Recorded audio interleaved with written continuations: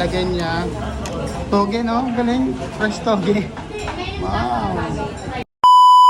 Ayan, another vlog, another day na naman mga ka-usyusero. Nandito tayo sa Pam Chow Long House, ang pinakasikat na kainan dito sa Palawan. Dito daw. May kasama talaga siyang bread. Ilalay? Wow. Titikman na. Wow. Titikman na din yung Chow Long. Yan, lalagyan niya. Toge, no? Galing. Fresh toge. Wow. Sige, lagay mo pati yung chili sauce kung ano yung mga nilalagay dyan. Vietnamese food, no? Grabe. Punta sa Palawan. Titikman na. Parang na-influence na lang yung... Marami ditong mga branches yan. Iba-iba yung pangalan ng Chow Long. Sobrang sarap. Dami na nagbukas, no? Ito, 19 years na daw, sabi ni ate. Pero yung mga nauna, mga bonus. Oh, bonus yung pinaka-nauna, no? IT.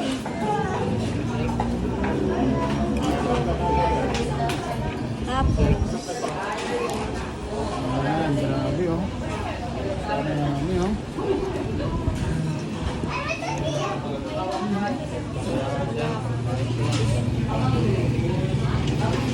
Mga nilasa. Wow. Mangang na siya, hindi pa. Ayan, nalagyan na ang apatis, no? Tingin mo depende sa panlasa mo. Wow. Kumbaga sa Manila, ang sikat pares, no? Ito yung sikat Chow Long. Pwede mo lagyan ng garlic. Ayan, paminta.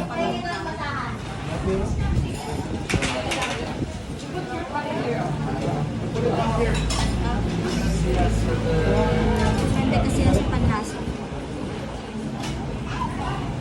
Wow, may karne. Grabe. Wow. Ayos na yung lasa. Lalagyan, chili sauce yan. Grabe yung chili hot sauce, oh. Wow.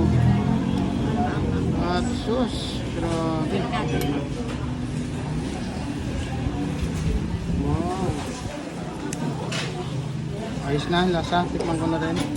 Natin natin ito sa sila. Natin pareho. Natin, ah. Hindi nyo na agad yung toge. Kasi habang mainit pa. So, depende sa panlasa. Ito yung pinakamasarap, yung chili sauce. So, mangan. Tikman na natin, ha. Susaya. Ang laki, oh. Tingnan mo yung karne, oh. Okay, tikman na natin, ha. Kaya natin ang noodles, tapos toge, yan. First bite. Ang blurred mo na. Napang. Basang Sarap na. basang nilaga ng special na mananasama yung Chow Long. Tapos kain natin ng bread. Partner talaga yan. Sarap. Sarap, no?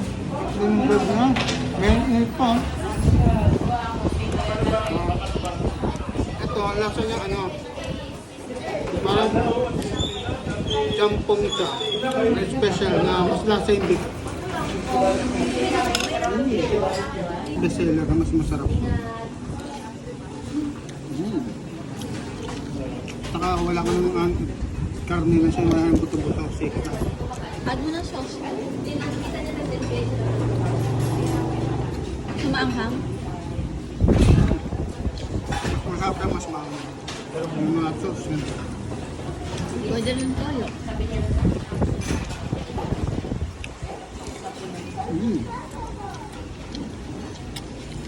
The best to.